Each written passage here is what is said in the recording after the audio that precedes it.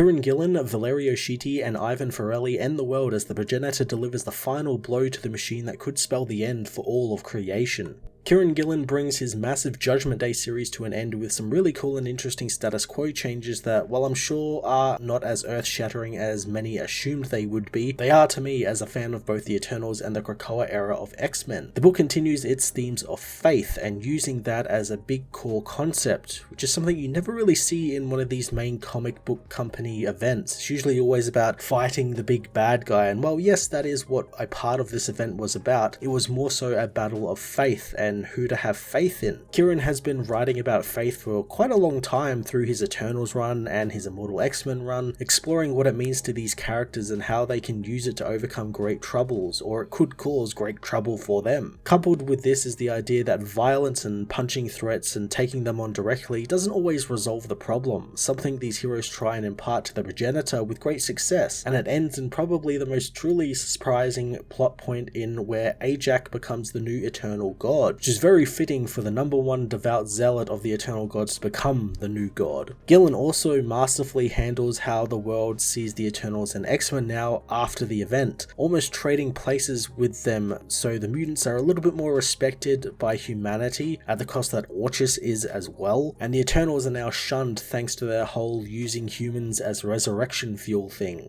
I'm hoping Gillen gets to do a follow-up, not just in the Omega issue that's forthcoming, but maybe in a new Eternals series or some sort of special issue where we can see what exactly is happening with the Eternals now, since there are quite a few unanswered questions, especially with characters like Cersei and Ikaris being killed in this event with no sign of being resurrected, being that that would kill a human and they don't want to do that anymore. So that could lead to a whole new cast of Eternals getting the spotlight, which I think would be quite fun and quite interesting. Valerio Schiti and Ivan Ferrelli finish out the series with more bombastic cinematic artwork, easily capturing the scale of this world-ending event, and some of the locations they use as well were so great, like the inner sanctums of the Eternal Cities, just these massive labyrinthian cities inside of the earth that is just so large that your mind can't really comprehend how big they are, but they managed to capture it all in their art really well. But they also don't forget the more quieter, character-centric moments, especially between Cap and his new friend Jada as they share a drink in the destroyed New York, and with Tony and the progenitor as Tony tries to convince the progenitor to change its ways and ways of judgment. Judgment Day issue 6 finished up Marvel's big event with some really big revelations and super cool status quo shifts that has me very excited for the future of the mutants and of course the future of the Eternals within the Marvel universe. I'm going to give this issue a 10 out of 10. Judgment Day issue 6 enters the end of the world where Jada is met by Captain America, who pulls her through a glowing portal and into a huge cavernous vault. He explains that this is the Eternal Cities and they have opened their cities and transport nodes all over Earth so the people can use it as shelters until they win. Cap knows it's not over yet and the progenitor agrees, finding himself frustrated that it's taking this long to kill the people of Earth. Finding Tom is distrusting of the new portals, Katrina sees the portals but instead of going in, she ventures into a burning building to save some people. Kamali thinks of Arjun as her building is struck by a meteor, obliterating it. Danelia drags her mother into a portal, having a very human moment of thinking about leaving her bike behind. Jada wishes that she could have shared this all with her daughter or anyone, soon hearing the cries of the lone Kenta ahead of her, so she goes and comforts the boy, who wishes that this world would end. Progenitor is trying to end the world, but the world is resisting as Star Fox hears the cheers of the people around him. Nightcrawler thinks that it must be nice to have a fan club, but Eros knows that they'll come to love the mutants soon enough, since love is infinite and Kurt is a hero after all. Eros hopes that delaying the self-destructs is going well, and Kurt knows that Phastos resetting the machine gave them time and his colleagues are on their way to destroy the progenitor node. Cap thinks that the progenitor will change its tactics up, as the progenitor knows that once again, Stephen Rogers is right, and he has a lot of Tony Stark inside of him, so he should be able to engineer a way for the planet to explode quicker, planning on being a bit more direct now. The being carves out a fissure in the entire Earth, ripping ripping into it to try and find the reality loom. Eros doesn't know what to do when he hears this, but Nightcrawler knows that they will fight, as inside the progenitor, Iron Man's team continues to fight their way through the antibodies towards the core node. Sinister thinks that Tony has become unbearable since he passed his test, and even Jean more so since she failed, wondering why the Celestial hasn't judged him yet. Logan threatens him with hyperviolence if he doesn't shut up, as Makkari knows that something has changed, as Ajax knows that the protocols were briefly disabled and their firewalls were reinstalled, meaning their mutants don't have any control over them, so they are free to act however they wish. Cersei thinks that this is bad timing, as Tony has found the core node, entering it where he finds a white alien being. The team keep their antibodies at bay, as Tony knows that the being can't see them, but they can see what it is searching for, as it is looking for the self-destruct of the machine. Jean is glad that the distraction is working, as she powers up her fist with psychic blades, saying goodbye to everyone and hoping if the 5 are still active, they'll bring them back. Before she can kill the being, however, Ajax attacks her thanks to her protocols. The progenitor meanwhile manages to break into the Eternal Vaults, as Kurt tells Star Fox and Cap that he's got a mutant circuit that they were waiting to deploy at the right time, as Eros activates the armories of Uranos, distributing the weapons amongst the people. The humans of Earth attack the progenitor with their weapons, but it does nothing to the god, who eventually finds the loom. Captain America tries to tell the being that it can still stop this, but the progenitor knows that he cannot stop them, since all it has to do is breathe and Steve will become a thin red mist. Cap knows that he can't beat him, but he can distract him, as Sign leaps down on the progenitor from behind. Sign, who is now merged with Exodus, channels all of the mutants' powers through her along with the armories of Uranos. Progenitor thinks this is just a desperate alliance, but he knows it's an effective one, as it blasts him down onto the ground. Inside the being, Ajax knows that Jean is quick to kill, since death is meaningless to the mutants, since if they survive, they will just be returned, but today humanity is dying. Tony knows that if they do kill the progenitor here and now, all of those billions are still dead, meaning that Ajax is right, but Jean thinks that maybe they can't save everyone. Tony doesn't want to hear that, wondering what the other option is.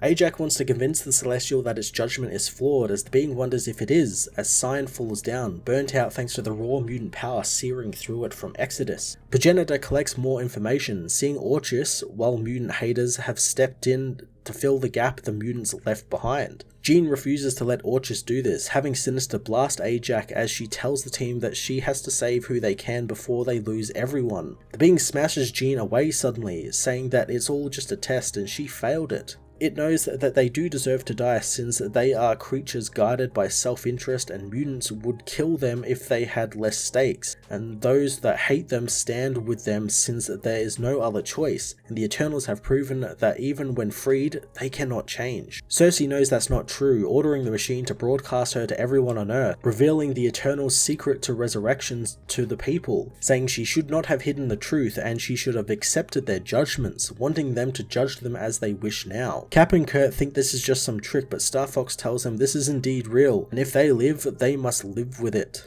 The humans become angered as the progenitor can feel that they want Cersei to die, so he blows her up. Iron Man tells the Celestial that while he cut Cersei off, she was right, and if an Eternal can change, any of them can, but the progenitor doesn't think it proves anything, except that they all need to die. Ajax agrees, but wonders if it deserves to kill them, since this is all a test for him as well, a test to be a better god, and it's failing at that. Sinister wants Jean to try and kill it again, but she knows that they can't, seeing the poor creature for what it is now, telling it that she did kill an entire planet, and she did what she did because she didn't have any control, but the progenitor is doing what it is doing with a cold heart, and once it's done, it has to live with that. The progenitor knows that it doesn't matter if it stops, since there is still less than 1 billion people alive. Tony knows that the being is messed up for trying to pass him, but when he gets out of his depth, he tries to at least make amends so the progenitor can as well. The being thinks that doing that would kill him, but Tony tells him that that's the deal they make with the hero life, and it's what being a hero is all about. The progenitor breaches the reality loom as it wonders if it's not a god at all, since the god remembers everything and where everything was before he tore it apart, and a god is omnipotent so he can put things back in place. The progenitor knows that if it was a god, it wouldn't have limits, and it clearly has limits, as the unleashed power of the loom blows apart the progenitor. The being says that he has given everything to save everyone, asking Ajak if that makes him a worthy god, but Ajak tearfully fails the progenitor at its test, and the being knows that she is right to do so, asking her to be better as she touches it. Suddenly everything on Earth is reverted back to the way it was, and the celestial that was the progenitor is reverted back to the Avengers Mountain. Tony finds all the people are back as well, despite Uranus's damage and the Eternals battle scar still being there. Logan wishes to find himself a drink as Jean asks where Sersi and Ajak are. A being appears before them, telling the heroes that the people wish Sersi dead, so she is, and she will be the martyr for the new church as she brought redemption to their people. Makkari recognizes the being as Ajak, but the being says that she is only part Ajak and part celestial, calling herself the Eternals' new god, and she will strive to be worthy. Progenitor knows that while it's dead, it can still see and speak, seeing Tom trying to find the right words to talk to his son. Katrina is remembered by the people in the street for her heroics in the burning building. Kamali sees Cyan apologize for taking Arjun's body, remembering how her husband would laugh at the absurdity of it all, which makes her smile then cry.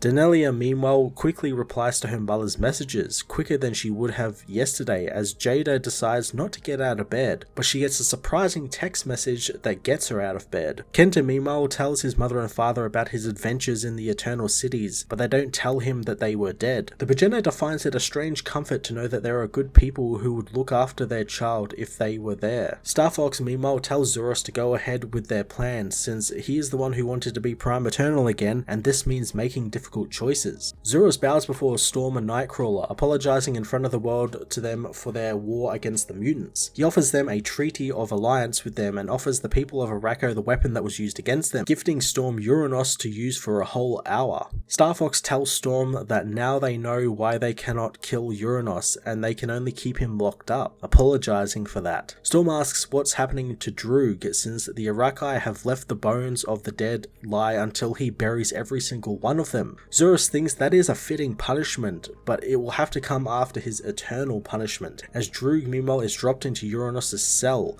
left for the Warlord to do whatever he sees fit for the next 1,000 years. Storm asks Zuras about their eternal principles, and that would make them go to war again, but Zuras knows he's not as conservative as Droog, and the mutant sharing some DNA with the Deviants is of little concern to him, and until a mutant triggers their physiological excess deviation response, then they aren't deviants in his eyes. They are just human. Zuras teleports away, and Eros assures Storm that he'll teach him to be a bit more diplomatic. Outside the building, a mob has gathered to protest the Eternals, throwing things at Star Fox and the others who know that they have lots of diplomacy to do, and he's used to being loved, not hated or feared. Kurt thinks that he'll get used to it, and Eros agrees, knowing that the war happened thanks to those who were jealous of the mutants' resurrections and them being able to share it. He wonders if mutants are going forward with their plan, and Kurt knows they absolutely are, since Jean loved it. Jean meanwhile announces the Phoenix Foundation, a body which will be independent from Krakoa, who will be selecting people to receive the gift of resurrection, with a priority being the vulnerable, the weak and the poor, and while they can't save everyone, they will save who they can, since that's what the X-Men have always been about and always will do. Scott tells his wife that this is good, and it's like Shaw said, who would object to having sick kids be prioritized? They would have to be a monster to object to that. He knows that this is a win for the X-Men, but he wishes it wasn't a win for Orchis, as he sees some children wearing Orchis merchandise, something which worries him greatly. The Avengers meanwhile return to Avengers Mountain, with Thor thinking that living in the being again is good since it's a trophy and a warning to the stars of their merit. Tony asks Steve if he's okay after the events of the day, and Steve isn't, and no one should be, since it was a wake-up call and they should all pay attention to it and act. Tony, however, was actually talking about the passing of the tests, gloating about how he passed his test but Captain America didn't. Steve knows that he made the Celestial and it was based on Tony's mind, so he shouldn't have taken its opinion as meaning anything. Tony wants Steve to let him have this one, asking his friend if he'll join him in the pools to honour Sersi's memory, but Steve says he has an appointment to keep, going to meet with Jada, buying her a coffee that he owes her. As they drink their coffee, Jada says that this doesn't prove anything, and Steve knows she's right, and maybe the progenitor was right, since it's not a good world, but you never know. Ajax Celestia meanwhile tells herself that she is not worthy of judging anyone and she will work to become a god worthy of the name, and she will not make the progenitor's mistake. Being knows that judgment is ongoing and humanity's mistakes are cumulative, and that they might wake up one day where they have gone too far and it will be the end. Ajax overlooks the earth from her temple, keeping her thumb in a neutral pose as the progenitor warns the earth to act accordingly, since every day from now on is Judgment Day.